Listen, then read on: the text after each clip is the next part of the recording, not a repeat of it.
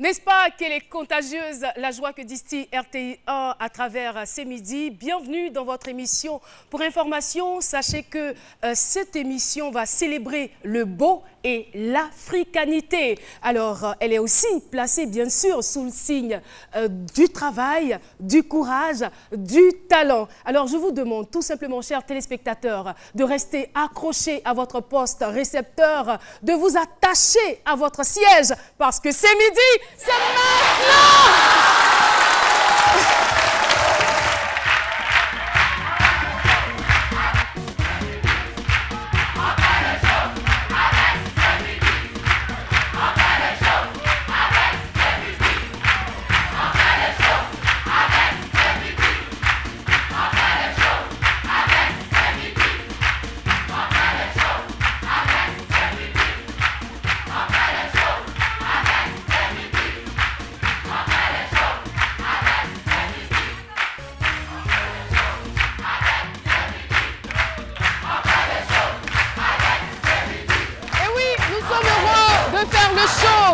Avec vous, nous sommes heureux d'être chez vous, à la maison, au restaurant, au marché, dans les magasins, dans toutes les boutiques. C'est un véritable bonheur d'être là et de partager ces instants avec vous. Alors, cher public, je vais vous demander de rester dans cette même position et d'accueillir les mannequins du jour. Lynn Jabert, Jean-Michel Honard, Dr Philo, ce sont nos mannequins du jour. Oui, oui.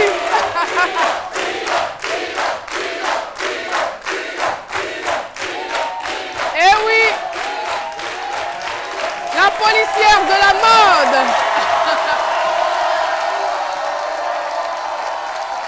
Le biodécaleur. Et notre humoriste maison.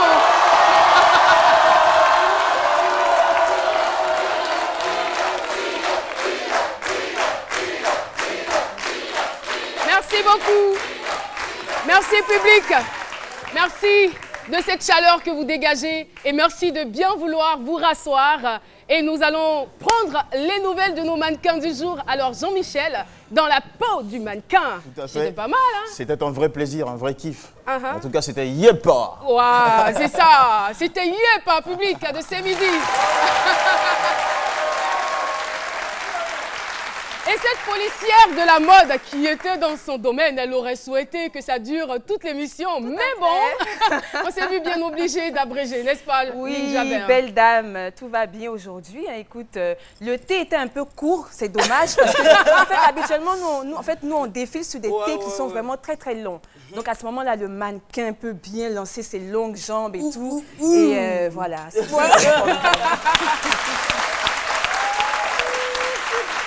Et bien sûr, notre humoriste maison. Oui, moi, contrairement à Lynn, le temps était très court.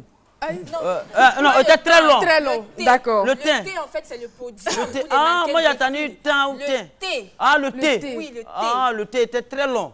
Était court. Était court, ok. Donc, moi, franchement, c'est ça, au fait. Lui, il était dans la peau du mannequin. Au moins, c'est le mannequin qui était dans ma peau. Voilà.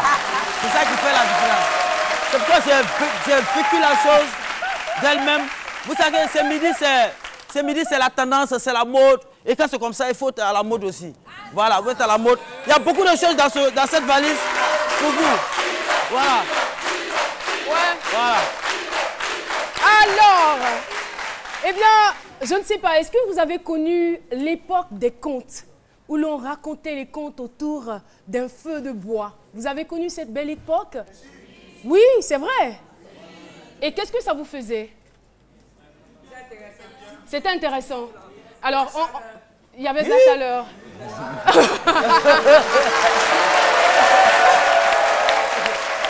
Alors, ce qu'on va faire, je vais vous demander de vous lever. Et puis, je vais vous raconter une histoire. Quand je dis... Alors, quand je dis histoire... Histoire. Histoire. Alors, vous voulez que je vous raconte une histoire? C'est donc l'histoire d'un pauvre jeune adolescent qui quitta sa patrie pour l'aventure. Pour l'aventure? Il n'avait pas d'argent. Il n'avait pas d'argent, mais il était riche de ses ambitions. Et il comprit très tôt que la réussite et la paresse ne faisaient pas bon ménage. Alors, il se mit à travailler et à travailler dur jusqu'à gravir les échelons. Il finit par se faire même une renommée internationale. Histoire! Laissez-moi vous dire, cher public, que ce prince a grandi. Ce jeune adolescent a grandi et est devenu un grand prince. Et c'est lui qu'on appelait pour habiller tous les plus grands princes du monde entier. Et oui, il nous a démontré que par son travail, par son courage, par son talent et par ses espoirs, le rêve pouvait devenir réalité. Mesdames et messieurs, je vous demande d'accueillir tout de suite le plus grand couturier d'Afrique, Patéo!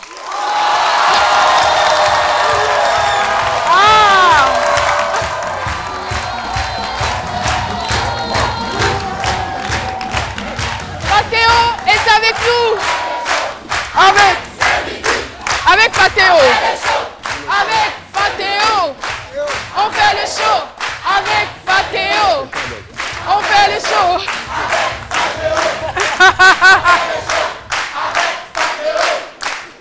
Oui, je veux entendre du bruit. Jeune génération, je veux entendre du bruit pour ce grand couturier qui nous fait l'honneur d'être là sur notre plateau.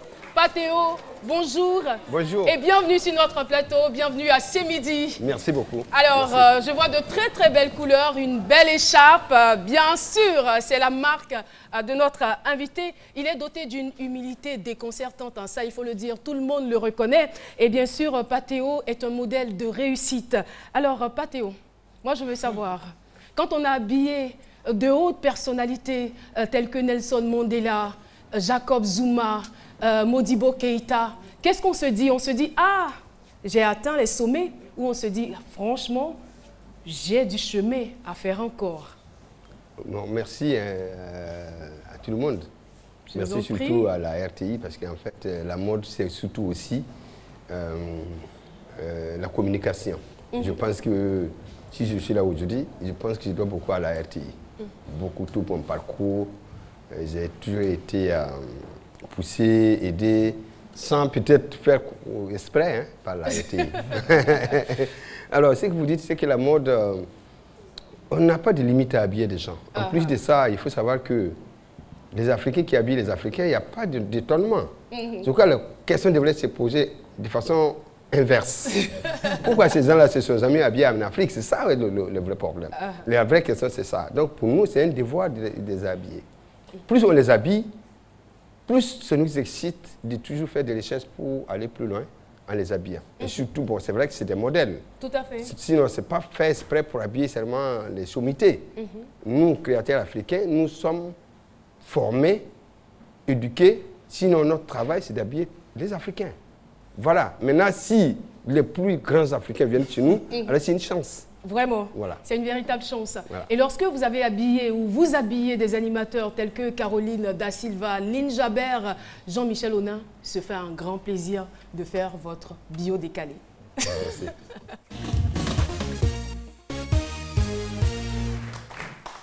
La bio décalée. On y va. Qui est Patéo? C'est cet humble garçon né officiellement vers 1950, mais réellement en 1954, au milieu d'une douzaine d'enfants dans une famille d'agriculteurs au Burkina Faso, avec pour parents Ouedraogo Nindawa et Storé Koutuga, aujourd'hui disparus. Diplômé du centre de perfectionnement agricole de Kongoussi, c'est en juillet 1969 qu'il débarque à Abidjan après un détour par les villes de Bouaké, Saint-Fra et Divo. Installé chez son oncle Noufou à Trècheville, Patéo choisit d'apprendre la couture, histoire de gagner plus rapidement sa vie. Le petit métier devient grande vocation au bout de quelques années.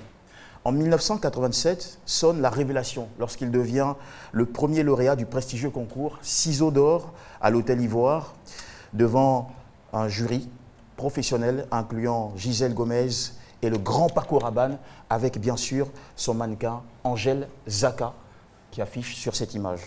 Depuis lors, sa popularité, sa clientèle et ses commandes ont systématiquement explosé et Patéo, sa marque, s'est répandue sur tout le marché international. Mais alors comment ce petit villageois aventurier est-il devenu pour ce continent cet immense couturier? Quelles ont été les recettes de son triomphe dans une carrière qui était perçue à l'époque comme un métier pour les ratés, ceux qui ont échoué dans la vie? Dans la bio décalée, il n'y a pas de hasard. À l'issue du décodage de son nom, Ouedraogo Paté, je signale qu'il est marié, père de 3 enfants. Il en est sorti les vocables suivants. Eh bien, nous allons découvrir Go, qui veut dire partir, en attendant que le magnéto se mette en place. J'ai découvert pour vous Go, qui signifie partir. Eh bien, dans la vie, pour y arriver, il faut savoir partir. C'est ce qu'a fait Patéo à l'âge de 15 ans, en quittant Guibaré, son village natal, planté à 87 km de Ouaga, pour une aventure en Côte d'Ivoire, en quête d'une vie meilleure et plus rentable. J'aime bien le nom du village, Guibaré. C'est très joli. Le second mot, c'est étape. La réussite dans la vie se construit étape par étape. Patéo n'a jamais brûlé les étapes. Il a pris le temps d'apprendre sérieusement. Pendant 5 ans, la couture homme, en 4 ans, la couture dame, plus 6 ans d'adaptation. Au total, 15 ans de patience, de préparation et d'application. Hard, un mot anglais qui signifie dur. Non seulement il a eu un passé dur, difficile, mais dans son métier, Patéo n'a jamais cessé de travailler dur. Dur pour créer et imposer sa propre identité vestimentaire, sortir des nouveautés à chaque saison. Aujourd'hui encore, il est sur pied jusque tard dans la nuit, à son âge. Les résultats sont à la fois patents et éclatants. Il a habillé les Miss Côte d'Ivoire pendant 10 ans, de 1988 à 1998.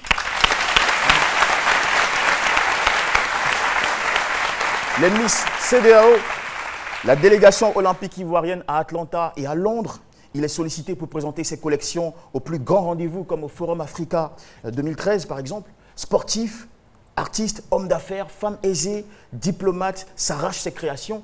Patéo a même habillé et stylé de nombreuses personnalités politiques, dont, Caroline le disait à l'instant, Desmond Tutu, Jacob Zuma, Cheikh Modibo Diarra et Nelson Mandela.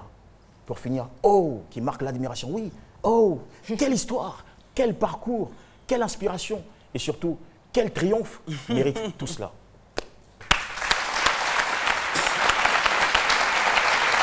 Dans la bio décalée, il n'y a vraiment pas de hasard. Je voudrais profiter, avec votre permission, Philo, oui. cher public, serrer la main de ce monsieur. Parce que, voilà, je viens... Non, vous ne pouvez pas comprendre.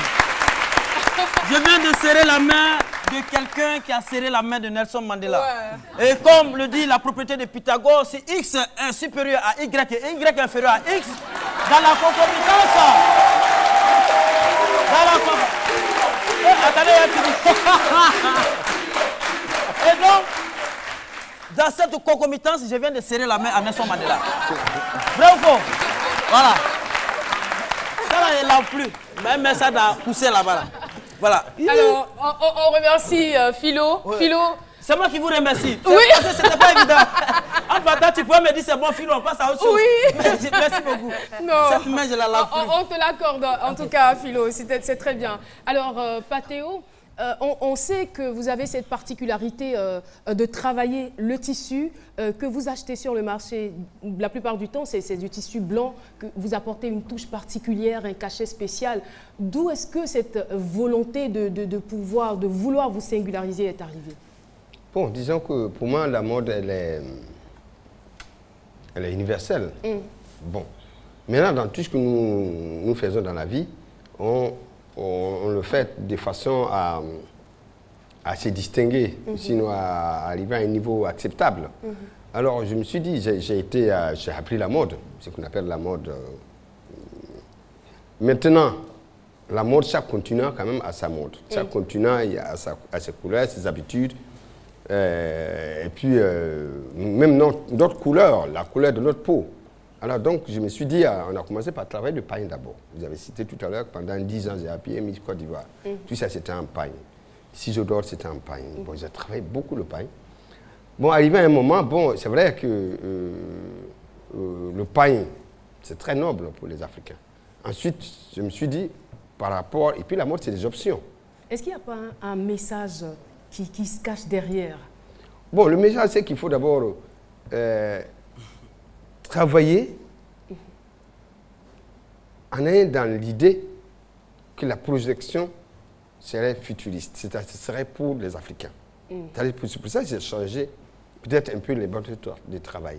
C'est-à-dire que je travaille beaucoup plus dans les pains tissés, les indigos, et même ce que vous portez, c'est du lin. J'avais une petite touche qui, quand on voit toujours quelque chose il y a toujours quelque chose qui nous revient. C'est cela. Voilà, donc on ne peut pas être concurrent sur le terrain de quelqu'un. C'est-à-dire que si nous voulons être toujours, travaillons toujours comme ce qui s'est fait en France, copier ce qui s'est fait en Europe, nous allons toujours rester à les copier. Pourquoi nous n'allons pas créer ce qui est à nous et pousser les autres à créer ce qui est à nous et par finir, amener les Africains à consommer ce qui est à nous. Je dis la mode africaine, tout ce qui est africain, d'une manière générale, le développement africain, en tout cas au milieu de la mode, je suis certain, le développement de la mode africaine viendra culturellement. C'est qu'à un moment donné, on va se dire, mais merde, pourquoi depuis toutes ces années, je suis habillé comme tel? Alors que je suis moi. Et ça viendra culturellement et naturellement. Voilà, merci beaucoup. Tout simplement. Merci, Patéo. Et nous allons à présent découvrir d'autres facettes de notre invité à travers cette compile.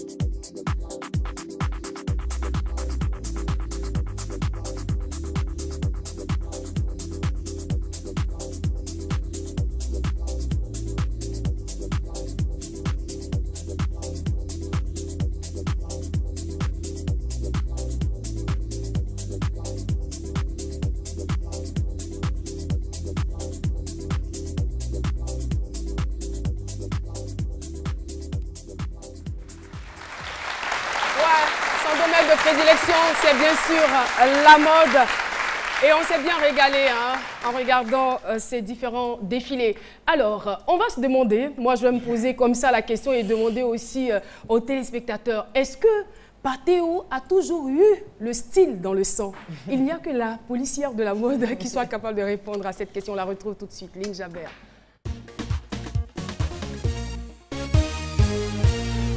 La police de la mode vous salue. La mode, comme disait l'autre, c'est ce qui est démodé. Par ricochet, nous pouvons dire tout simplement que la mode est un perpétuel renouvellement des tendances passées, travaillées par des stylistes émérites qui finissent par devenir une actualité. Dans l'analyse du style vestimentaire de Patéo, notre invité du jour, deux éléments me captivent. La symbiose qu'il y a entre votre façon de vous vêtir et votre façon de créer. Pour parler de votre style vestimentaire, à vos débuts dans les années 70, vous étiez votre propre mannequin, puisque à cette époque-là, personne ne croyait en Patéo, personne ne croyait en vous. Alors, vos vêtements étaient testés sur vous-même, vous essayez les habits que vous confectionnez, mais par la suite, 10 ans plus tard, il a fallu vraiment un travail de longue haleine, donc 10 ans plus tard, vous arrivez vraiment avec abnégation, votre incroyable volonté de réussir vous motive à vous démarquer. Ça sera vraiment l'élément qui va déclencher, je peux dire, le nom aujourd'hui Patéo. Vous arrivez par votre travail, avec dextérité, à créer aujourd'hui des tissus, à dessiner des modèles qui sont brodés par des artisans. Vous arrivez même à donner du boulot à des teinturières, parce que les tissus, les motifs sont choisis par vous. C'est très, très important. Les motifs sont dessinés par vous, ce qu'on n'a pas l'habitude de voir. Et vous arrivez à imposer la matière et la ligne Patéo.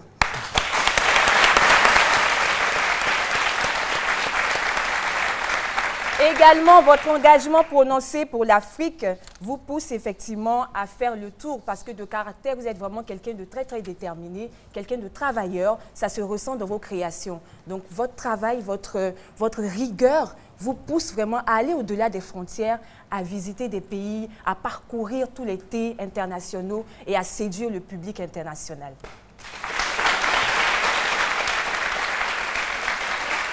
Alors, moi, j'ai fait une petite sélection. On va tout simplement remonter le temps et puis partir maintenant pour la découverte de la photo rétro. Patéo dans son avant. Découverte de la photo rétro Patéo. Wow. Ah. C'était en quelle année? C'était en quelle année? Le Badef. Il est mort de rire lui-même. Il est mort de rire. Oui, c'est Patéo, ça. C'était à la gare de train. Bon, je ne sais plus. C'était en quelle année? Il devait avoir 15 ans, 16 ans peut-être. Non, je crois que c'est dans les années 75, 76. Waouh. Voilà. Bon, les choses évoluent, hein. Voilà, hein. Ça évolue vraiment parce que là, c'est le best look. Patéo, on voit vraiment l'évolution du style vestimentaire de cette photo à la photo qui a suivi, qui est mon best look. On voit vraiment l'évolution. Oui, c'est justement pour les gens, c'est que vous dites que la mode, c'est qui est démodée. Oui. En fait, la mode, ça part et ça revient. Parce que je dis, quand je vois les jeunes gens qui portent tout ce qui est serré, hein, à l'époque, ça, vous voyez ce que c'est. À l'époque, pour même être serré, on vous aide à être serré.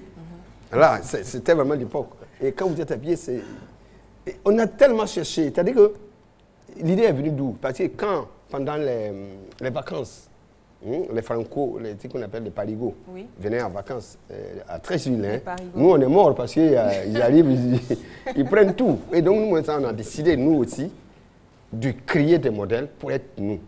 Alors, ça a commencé là. Donc, il fallait être sapé comme eux. Oui, mais ils étaient des vestes. Et nous, on était dans la simplicité, mais dans nos propres créations. Et c'est comme ça que les concurrents se faisaient. En tout cas, vraiment bravo. Et ça, c'était mon best look. Mais j'ai aussi un best look qui est là. Wow. Alors, avec votre permission, vous allez vous lever. Oui. Moi, j'aime bien le contraste de l'écharpe. Une écharpe noire foncée, avec une, on va dire, chemise couleur un peu feu, qui s'apparente au feu, qui s'approche au feu. Et c'est très beau et ça se marie avec le teint de notre mannequin du jour. Il va nous démontrer qu'il est mannequin maintenant.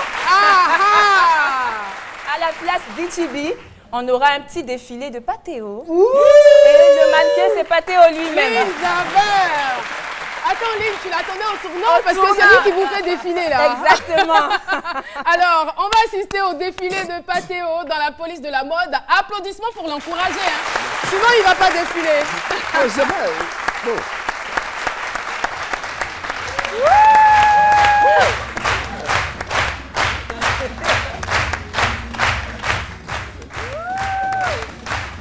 Le malin.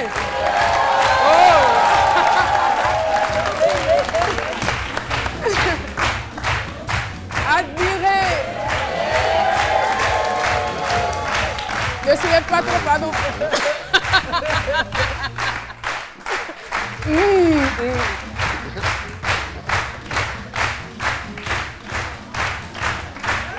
Wow. Merci beaucoup.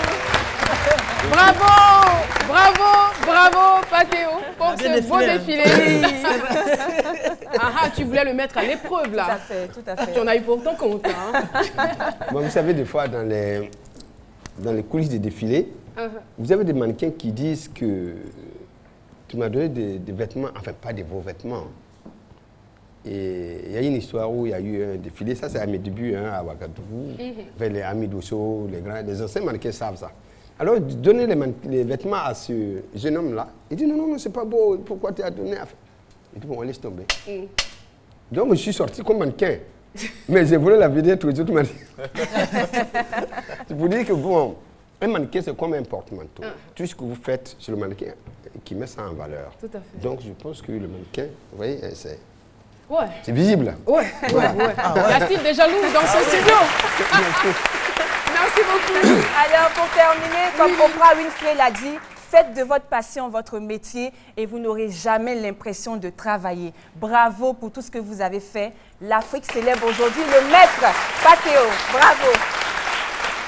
Et Lynn Jabert, je veux te poser la question. Est-ce que tu connais la passion au niveau marketing de la télé? C'est la pub. C'est la pub,